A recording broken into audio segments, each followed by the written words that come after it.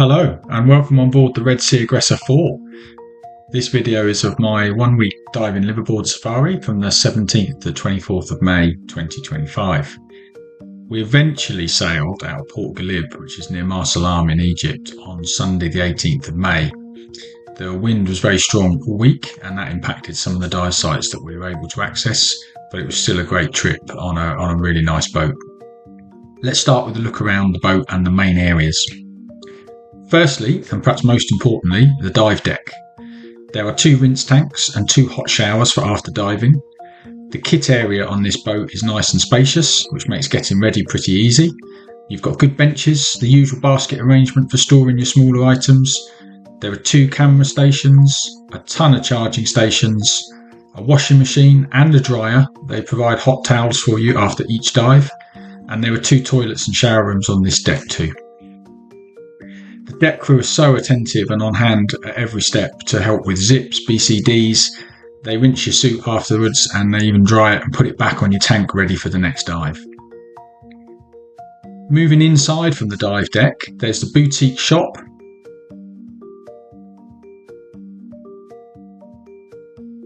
A nice world map.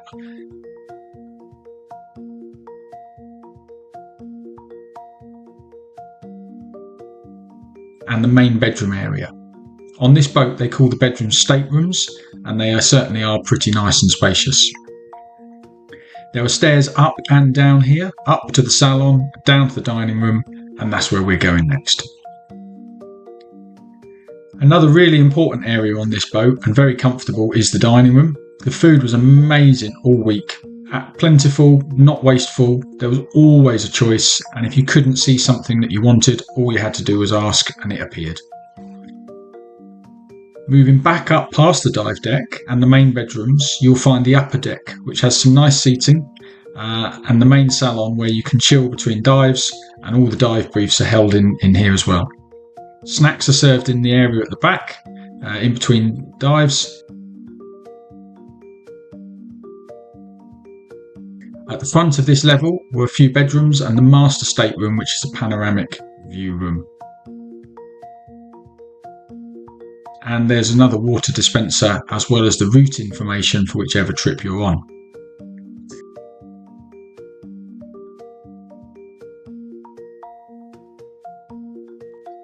Moving inside, the salon's really comfortable. There's plenty of seating for everybody at the dive briefings, as well as a large TV for showing the maps and locations. There's Wi-Fi and even a computer if you need to do any editing or even get online. Up one more level and it's the sun deck, as well as the kitchen and bar area.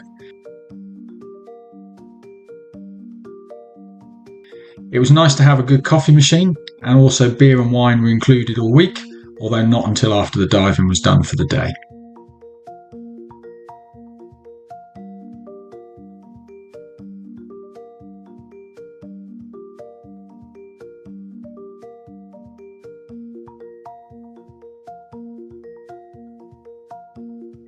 This level was home to the captain's quarters and a host of navigation and safety equipment.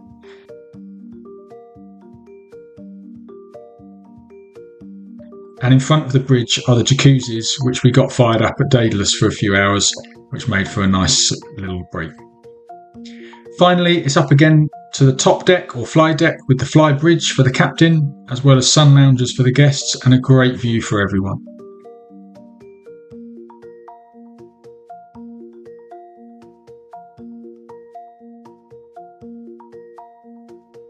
It's certainly a good spacious boat. It can accommodate 26 guests, nearly 20 crew, and yet it never felt crowded for the whole time that we were on the boat. The crew were brilliant all week, and I would happily come on this boat again. Look out for the discounted offers that Aggressor offer on their Egyptian fleet, as whilst this is a great boat, I'm not sure it's worth the price at nearly £2,000 a week, but on the discounted rate, it's hard to find fault.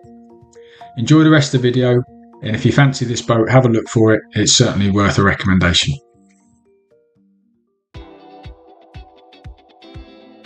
Hello and welcome to part 2 of my 1 week liveaboard aboard the Red Sea Aggressor IV. In part 1 I showed you around the boat, and now it's time to get on to the actual diving.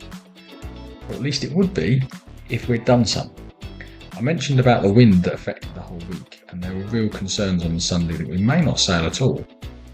Egyptian Coast Guards and the slightly less than brilliant recent safety record of liveaboards in Egypt meant there was an added layer of caution and probably bureaucracy to deal with. After some negotiations, we were eventually allowed to leave Port Ghalib around 2 p.m. on Sunday. Having expected to leave about 7 a.m, this was a really frustrating delay. We hadn't ventured very far, only about 5 miles south of Marsa Shouna, but even on our arrival the excitement grew as turtles were spotted in the water. Now obviously the first dive is always a check dive and you don't usually expect too much. It's a chance to check out kit, weights and get used to being back in the water. And with the dive briefings over, it was time to get back in the water, do some diving and see what could be found. It's fair to say that this dive exceeded all our expectations.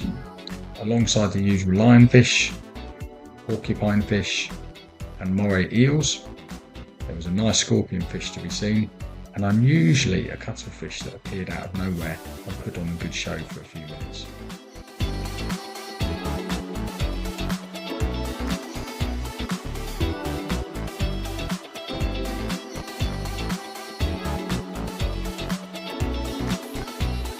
Then, just as we moved on from that encounter, who was waiting in the crevices of the reef?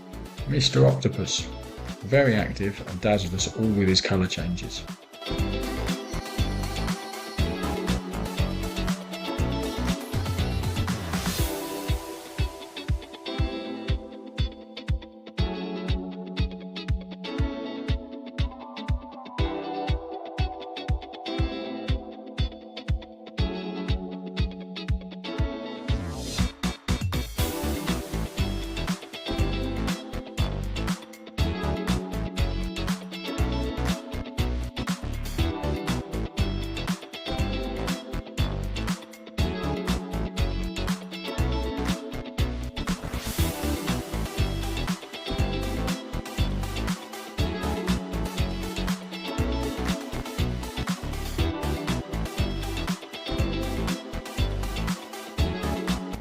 Having found solace from the wind and the shelter in the bay at Marsa Shouna, we were told that we were staying here for our night dive, and it was another absolute cracker. A similar array of marine life, but this time with the added bonus of a huge green turtle just chilling and sleeping on the reef. We'd opted to do the night dive unguided, and we were the first in the water and on the scene and got some really clear shots. Now, although we didn't know it at the time, this wasn't to be our only or even our best encounter with turtles during the week.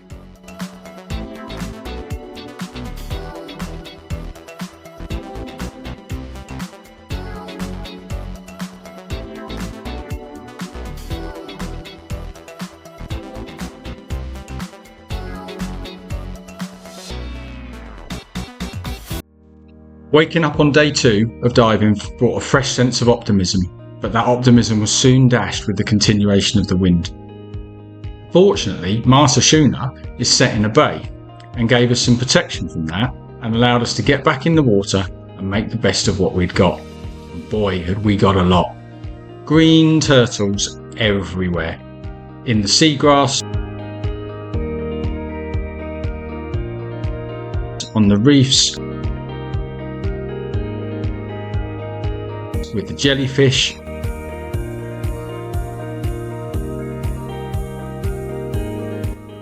absolutely huge and brilliant to see. Here's the best of what we saw.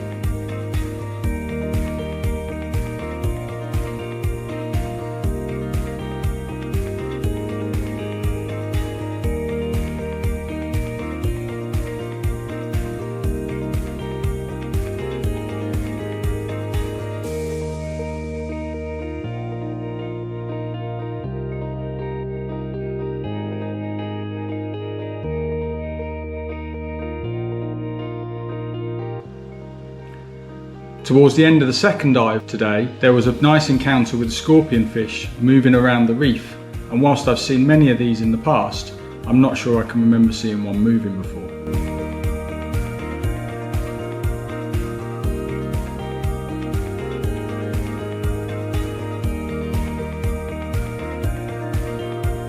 Four dives at one site is enough for anyone, and after lunch we moved on and set sail to Abu Dabab 3. This site had big shoes to fill.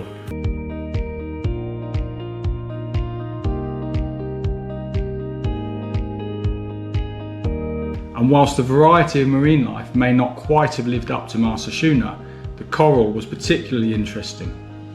One section looked like a stack of pipes in a shipyard or an old industrial unit, something I've never seen before.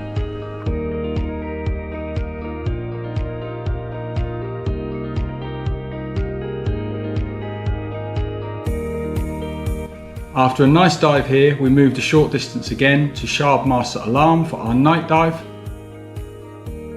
Night dives are among my favourite type of diving, and this one was no exception. From a red side-gilled sea slug, which I'd never seen before,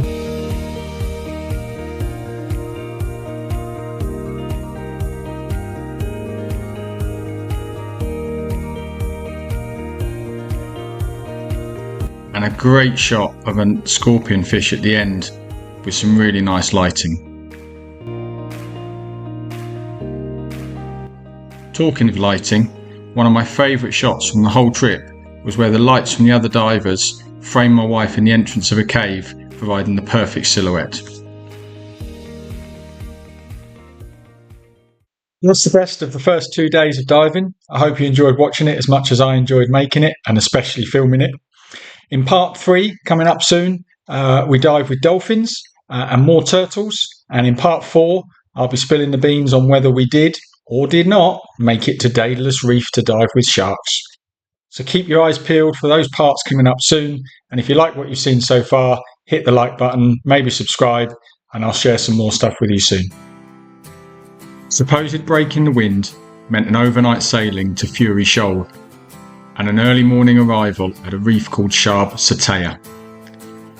If that's a break in the wind, I would hate to sail when it's blowing full tilt. Man, it was rough, and it made for a very, very uncomfortable night sailing for a few divers who were rather unwell, shall we say.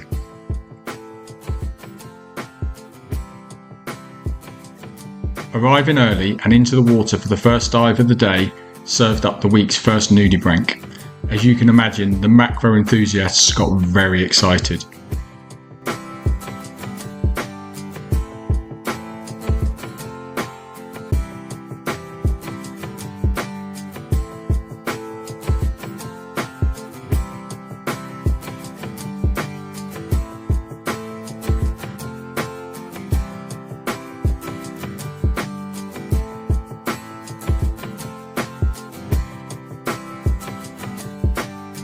After breakfast, we moved into the shelter of Sataya Reef and spent an entertaining hour snorkeling with dolphins. Amazingly, Dawn, my wife, managed to capture footage of one of the babies feeding from a mother.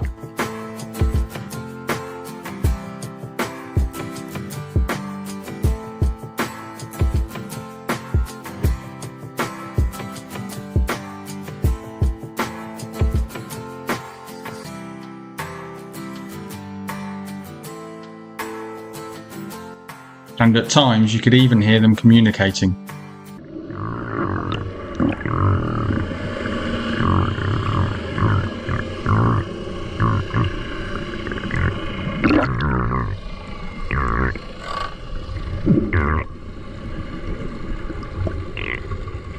After this amazing encounter, we moved again immediately to a small reef called Erg Sataya. This was another nice reef with a sandy shallow area and a steep drop-off that has allowed us to dive to 40 metres as part of our PADI deep diver qualification.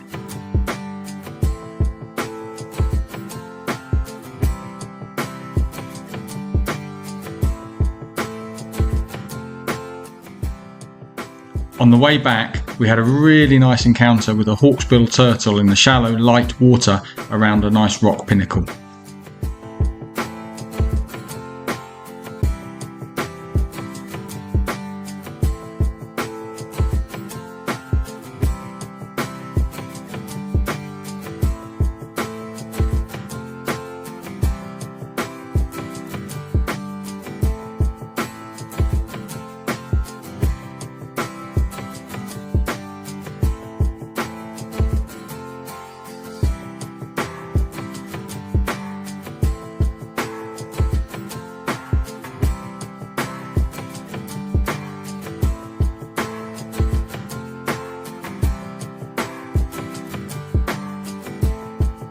we sailed one more time for the day, a short trip to go to Sataya.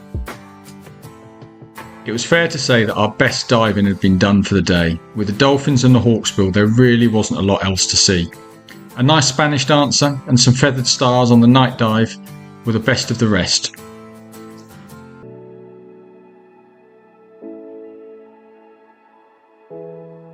Our first dive of the day was our third at Gotu Sataya, and apart from a fleeting moment with a Titan triggerfish, there wasn't a lot else to see here.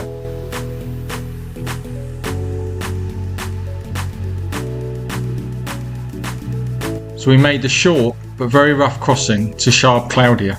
The wind reminded us just how strong it was, and it made the mooring particularly hazardous. Well done to Ahmed and Momo, who braved the rough seas. The reef itself was pleasant enough but not spectacular, and with the window closing on the opportunity to sail to Daedalus, you could feel the tension amongst the crew and divers. It did serve up another great encounter with a hawksbill turtle. There was another nudibranch. On the night dive we saw a crown of thorns, which was good to see but not so good for the reef.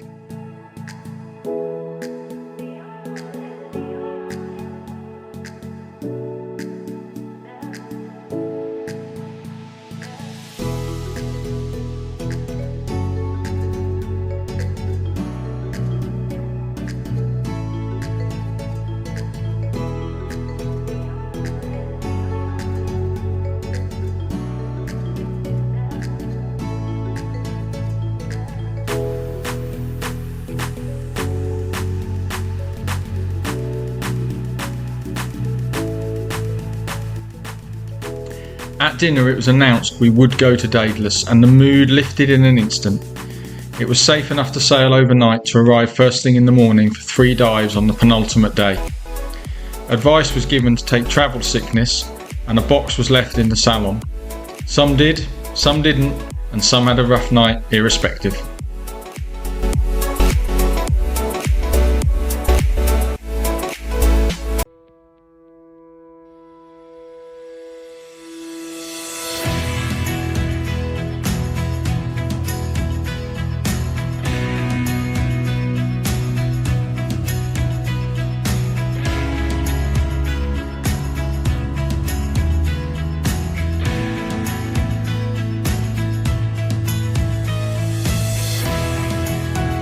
As the sun rose on the 5th day, what a beautiful sight awaited us. We had made it to Daedalus. A rough crossing overnight was absolutely worth it when you wake to scenes like this. A beautiful reef, a beautiful sunrise, and to top it all, we were one of only 3 boats waiting to dive. Having dived Daedalus before, I knew just what treasures it could serve up, and this time it was no exception. We were in the water at 6:30 for our first dive, wasting no time, and within seconds we were being circled by a hammerhead. The footage isn't that great, but the experience was amazing.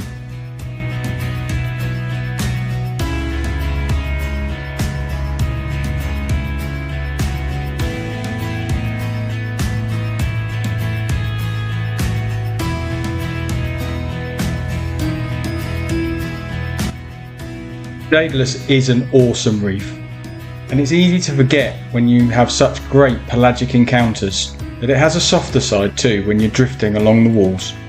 Good news travels fast, and our excitement on the way back to the boat was matched by the crew on board who were waiting for us, and almost as excited as we were.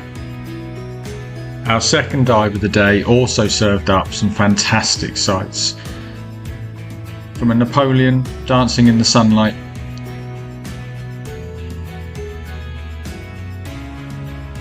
to a Titan triggerfish on the charge, who I genuinely thought was coming straight for me at one stage.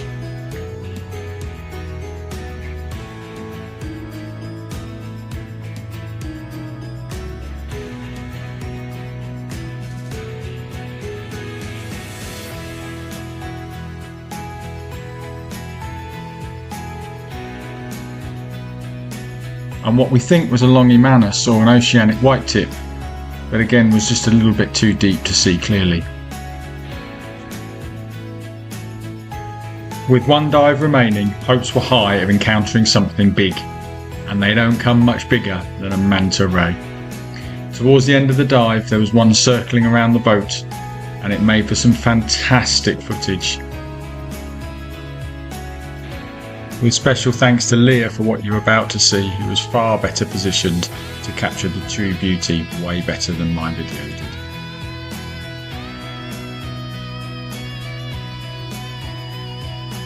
Perfectly framed against the setting sun in what was a jaw-dropping spectacle.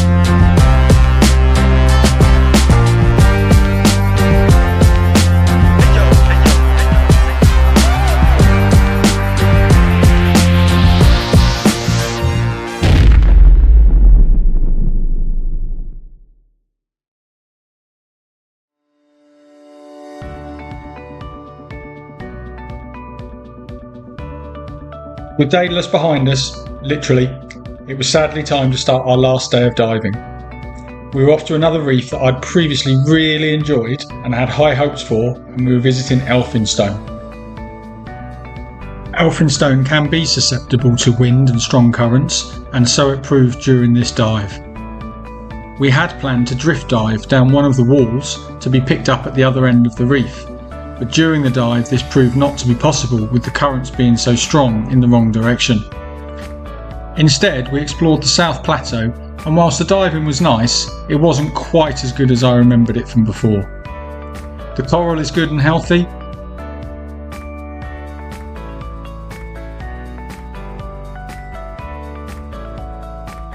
and there was some nice marine life, but it was very difficult conditions.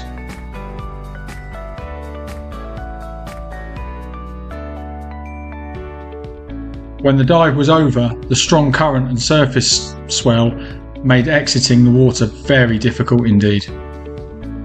With no further diving possible at Elphinstone, we moved a short distance to Abu Dabab 6 for the final dive of the trip. And what a dive it was! Beautiful colours everywhere.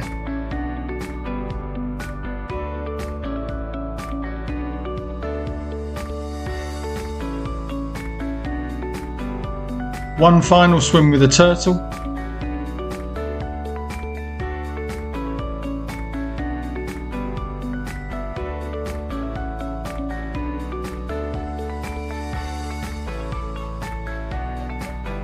A great sighting of another Titan triggerfish.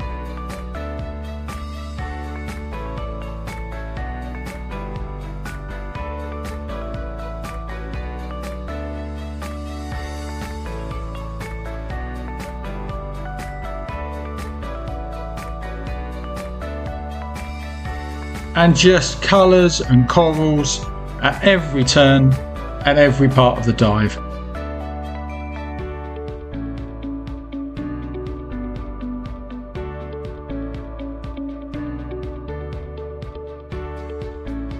A great way to finish.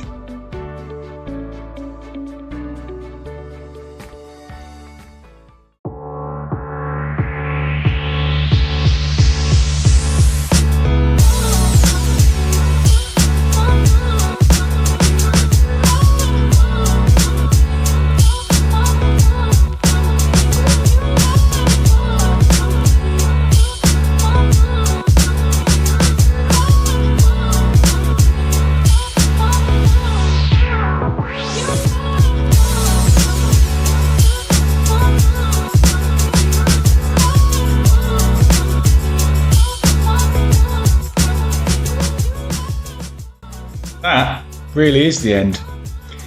both of this trip and for the video, which I've really enjoyed looking back on both.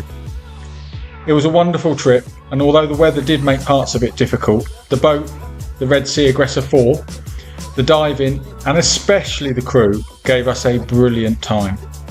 You could go as far to say, been there, seen that, done it, bought the t-shirt, but I would add that I would gladly go back and do it all again. I'm next diving in 2 weeks in July in Malta. Hopefully coming back soon with some more videos. Until then, stay safe, enjoy your diving. Thanks for watching.